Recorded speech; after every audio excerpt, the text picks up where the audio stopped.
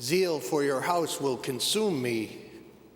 This is what the apostles say of Jesus when they see him driving out the money changers, the merchants, from the temple at the time of Passover during his early ministry.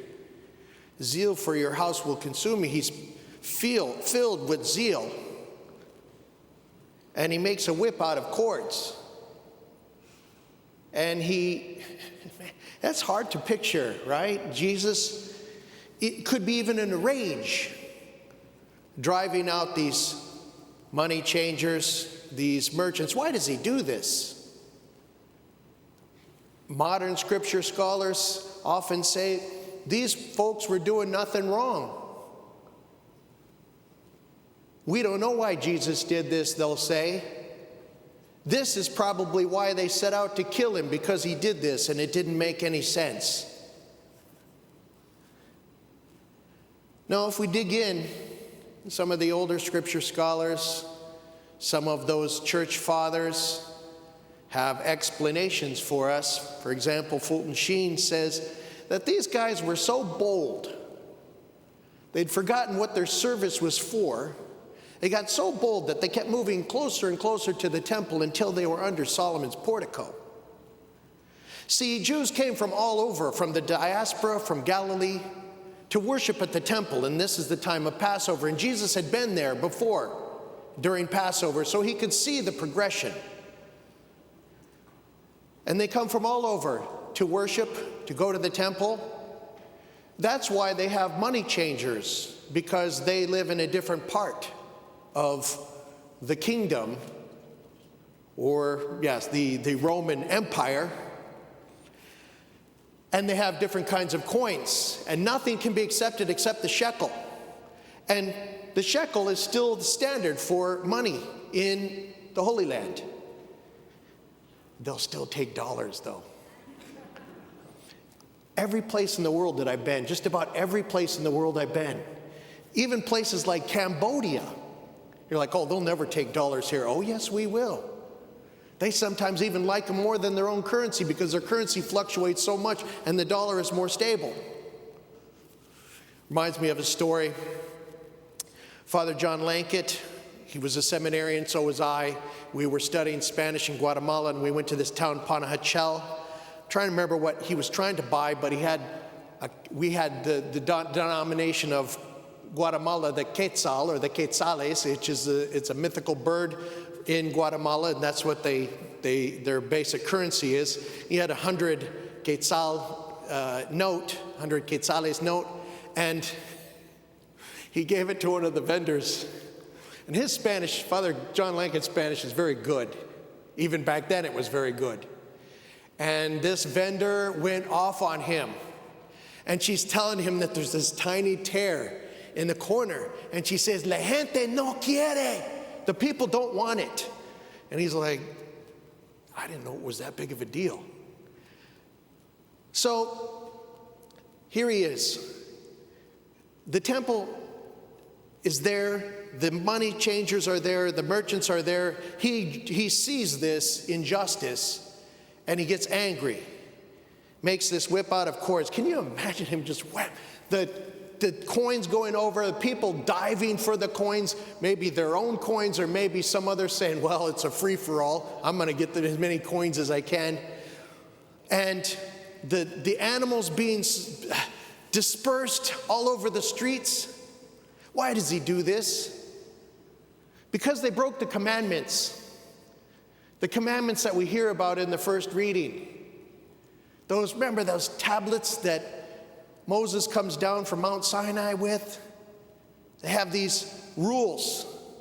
They're not suggestions, they're commandments on how we are to treat our relationship with God, which are the first three, and then the remaining commandments on the other tablet, how we interact with each other.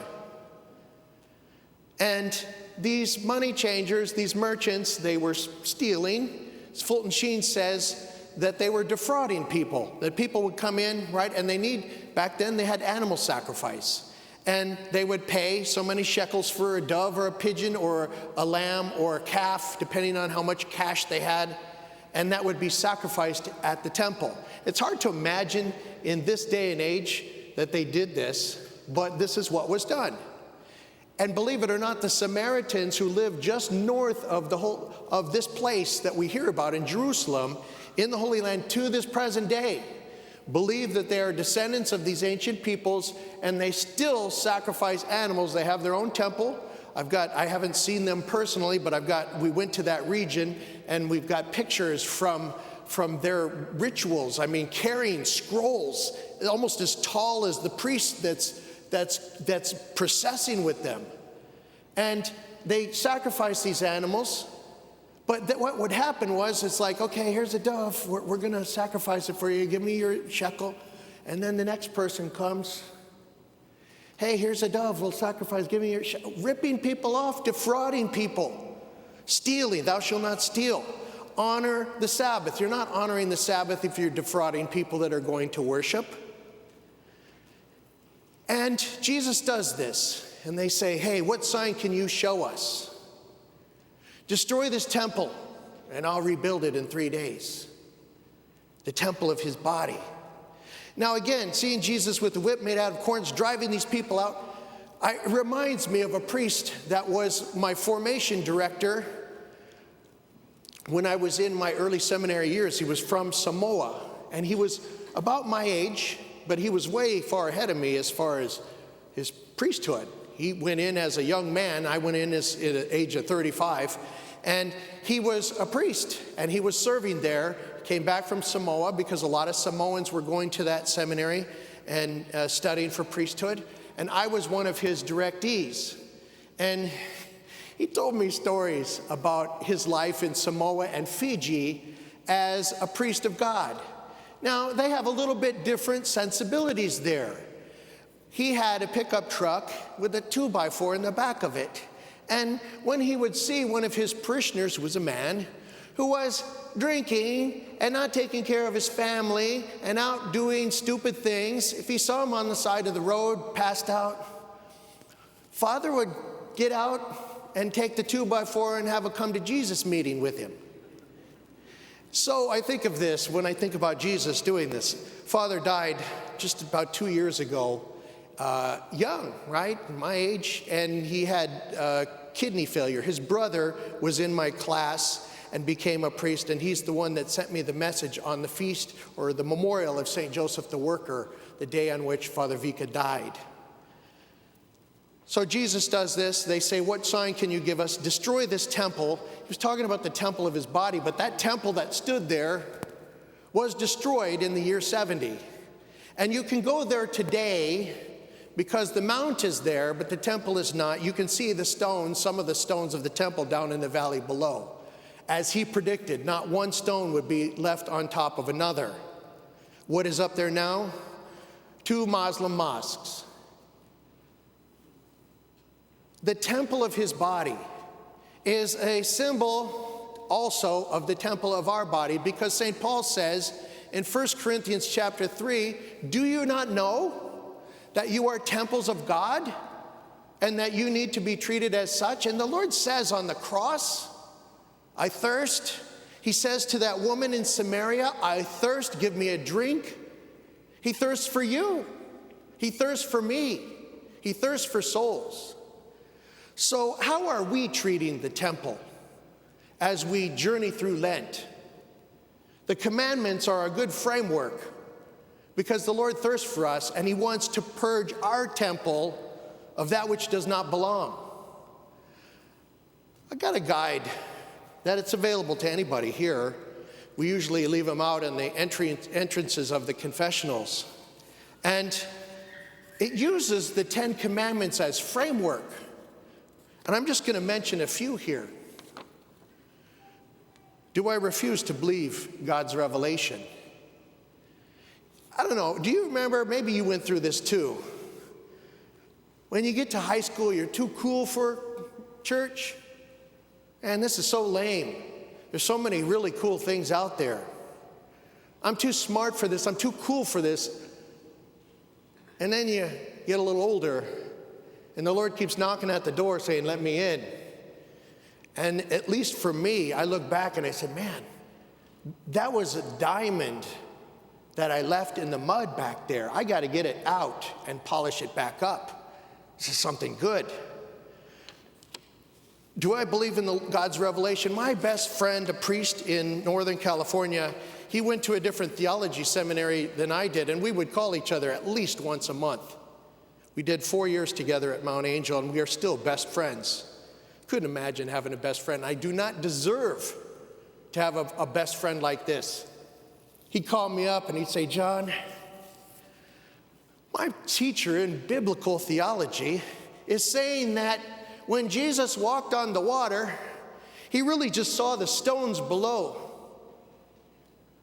That is someone that does not believe in the revelation of God, the miracles of God, and has no business teaching in any Catholic institution, period. Please go over to the Episcopalians, right? We don't need that, because that is fertilizer. No, we believe in the miracles that happened in the Bible. We're not too cool for those miracles. I'll tell you why. Because there's still observable miracles in the world today. Go see the Tilma of Our Lady of Guadalupe. And while you're down in Mexico, go see Blessed Sebastian, who is an incorruptible. And while you're on the road, head over to New Mexico before you head to Europe and see the staircase of Loreto. All these things scientists cannot explain. And then while you're flying to Europe, stop in Portugal and see the Eucharistic miracle on display at Santorum. And I can go on and on and on, brothers and sisters. There's observable miracles even today. Why these teachers in theology wind up in seminaries teaching seminarians this fertilizer is beyond me. Now, if you have a hard time with miracles, fine. Go check them out. The closest one is the staircase in Loreto in New Mexico. It's owned by a family. And I tell you, the last time I was there, it's been a while, they were the kindest people. You look at that staircase, my dad was not Catholic. And he went in there and he said, man, oh man, I was just taken aback just looking at this staircase. And science cannot explain why it doesn't topple under its own weight, doesn't explain why the wood that's put in it is not from that region. So many things associated with that staircase that are miraculous. Do I fail to pray daily? You know, Satan's trying to get in. He's trying to open that door and try to make a mess of your life. And when we don't pray daily, we make it so easy for him. Do I leave Mass early? This isn't a huge problem at St. Timothy's, but I have been at parishes where it was a huge problem.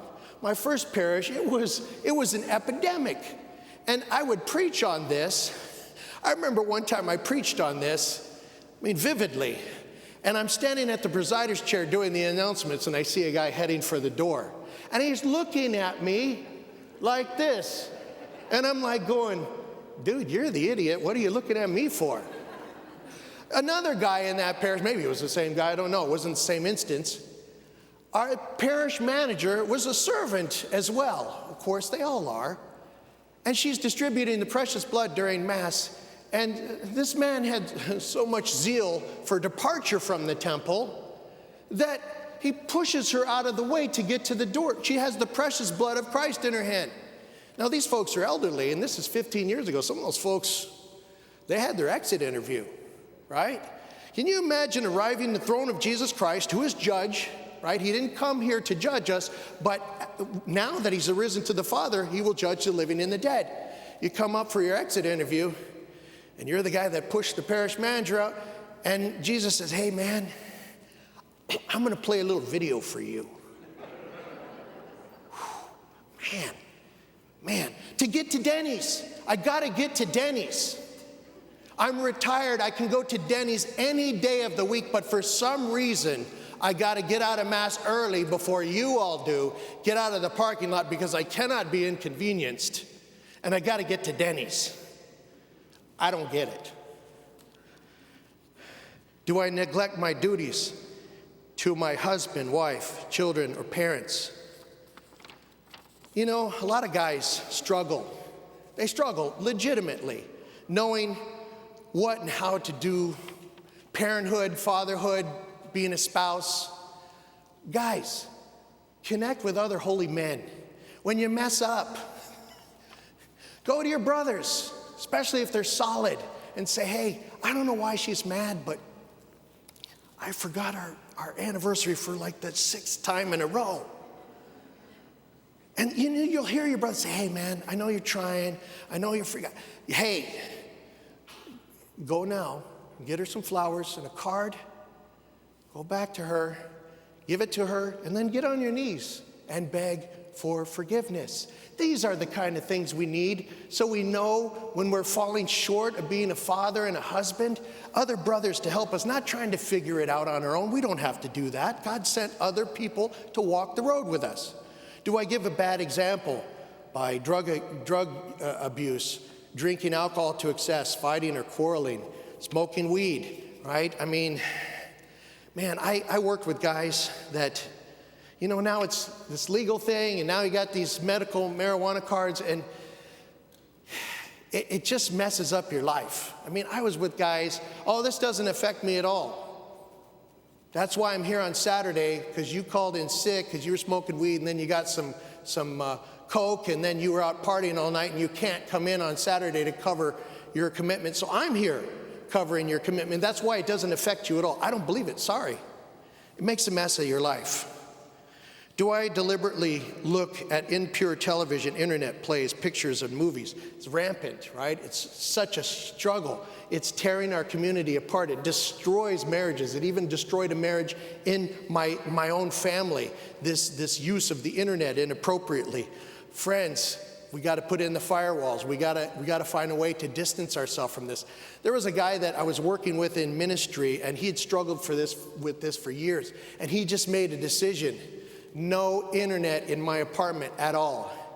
And he had a chastity issue with others. He moved from chastity with others. Then he moved to chastity with himself. And then he moved into interior chastity. He sent me pictures and emails. He's in a monastery as a monk now. He got free from the porn. And it changed his entire life because we can't hear the Lord calling us. We can't hear him speaking to the interior parts of our being when we have this blockage. Was I unfaithful to my marriage vows? Man, we talk to folks and they're just like, well, my spouse doesn't understand me. He or she is not available to me when I want, or things have changed in our marriage and things have ramped down. And it could be that the spouse, perhaps the wife, has had some memories. It's 1 out of 4 women, used to be 1 out of 7, but I believe it's 1 out of 4 was abused sexually in their developmental years. And then when they get older, the reality of that comes to the fore. And so oftentimes she has to work through that, and it's a difficult time for the couple. But instead of the husband saying, okay, I gotta pray, I got to realize that this is part of the cross when I said for better, for worse, for sickness and health. No, she doesn't understand me, so I need this for myself. No, friends, this is a very serious sin, very serious sin. Do I tell lies deliberately in order to deceive or injure others? I'm watching this series on Netflix, Lost in Space. Now, when I was a kid, I watched the original series, and I watched Star Trek. When I got older, I realized that Star Trek was not stupid, but Lost in Space was really stupid. And just a lot of things that didn't make sense, a lot of things that didn't add up. But the new one, they've addressed those issues. It's like, okay, the first one, hey, we're going to Alpha Centauri, which is the closest star system to Earth. And somehow they get lost and wind up on another planet. And it's like, well, this one's the closest. How did you get to the far, these things didn't make sense. But the new one does. The new Dr. Smith on the Lost in Space. Oh my goodness, liar, liar, pants on fire. I mean, it's just amazing how the writers and the actress and the name for the show is she is June Harris, and the original Dr. Smith, his name was John Harris. And oh my goodness, I mean, lies to cover lies. Friends, if we are committed to honesty, we never have to have a good memory. We never have to smooth things over with other lies. And when we're committed to honesty, we have to deal with the consequences, right? If I made a mistake and I own that, then I have to make amends and I have to try to correct things. And that enables me in the future to look, and it's like, well, if I'm going to mess up again, I'm going to have to go back and make restitution. I got to make amends, all these other things. I'd rather not go there. Honesty, it is the best policy. Do I meet knowingly on the Fridays during Lent or on Ash Wednesday? Confusion here among the faithful, because fasting has an age range, like 14 to, I think it's 64. And the abstination of meat goes from 14 all the way till the Lord closes your eyes in death and you get ready for your exit interview. Confusion among the elderly about this. They think that when the fast ends, they can eat meat too. No, unless you have a medical condition, you're to abstain from meat on Ash Wednesday all the way, on all the Fridays during Lent. And you know, this practice outside of Lent is still done and encouraged. We can substitute outside of Lent some other mortification for this abstaining from meat, but it's still a good thing outside of Lent. Friends, the Lord has zeal for the temple. He has a thirst for you, and your temple is your body, and it's a temple of God. We want to let the Lord purify us through the observance of the commandments, that we may be ready, not only for Easter, for when he comes to receive us at the end of our lives.